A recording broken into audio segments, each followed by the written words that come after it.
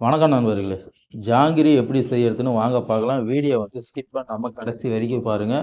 அப்பதான் வந்து ஜாங்கிரி வந்து எப்படி செய்யறதுன்னு உங்களுக்கு புரியும். அதுக்கு தேவையானது என்னன்னு பார்த்தீங்கன்னா, குண்டு உளுந்து இருக்குது இல்லைங்களா? அது வந்து கிரைண்டர்ல வந்து நம்ம இட்லிக்கு மாவு அரைக்கிற மாரி அரைச்சு எடுத்துக்க வேண்டியதுதாங்க. அது கூடயே வந்து கார்ன்ஃப்ளவர் மாவு, கேசரி பவுடருங்க எல்லாத்தையும் சேர்த்து ஒண்ணா அரைச்சு எடுத்துக்க வேண்டியது தான். எப்படி சுத்துறாங்க பாருங்க.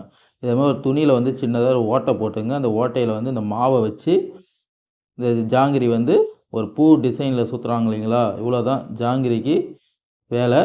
ரொம்ப ரொம்ப ஈஸியாக நம்ம வீட்டிலேயே வந்து செஞ்சிடலாங்க. ஒரு 20 நிமிஷத்துலேயே. இதுக்கு வந்து என்ன தேவைப்படுது பாருங்கள். ஜீரா பாவு. ஜீரா பாவு வந்து சர்க்கரையை வந்து நல்லா பாகு ஆக்கிங்க. அதுக்கு வந்து கம்பி பதம்லாம் தேவையில்ல.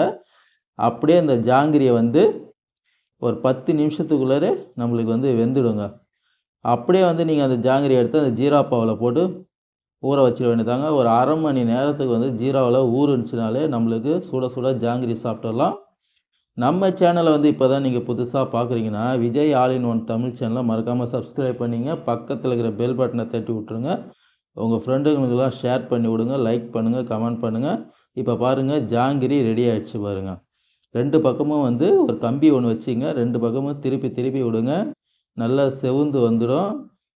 அதுக்கப்புறம் அந்த ஜாங்கிரியை வந்து அப்படியே பக்கத்தில் நான் வந்து ஜீரா பாவில் அப்படியே எடுத்து போட்டுற வேண்டியதாங்க. அங்கே சுட சுட அந்த வாணலில எடுக்கிறது அப்படியே ஜீரா பாவில் போட்டிங்கன்னா ஒரு 20, 30 நிமிஷத்துக்குள்ளார வந்து இந்த ஜீராவில் வந்து நல்லா ஜீராவெல்லாம் உள்ளே இறங்கி நம்மளுக்கு சாப்பிட்றதுக்கு நல்ல சரியான டேஸ்ட்டாக இருக்கும். நல்ல ஒரு மொறு தன்மையாக இருக்கும். நீங்கள் அதுக்கப்புறம் கடையிலேயே வாங்க மாட்டீங்க. நம்ம வீட்டில் இருக்கிற பொருளெல்லாம் வச்சு நம்மளுக்கு ஜாங்கிரி ஈஸியாக செஞ்சிடலாங்க.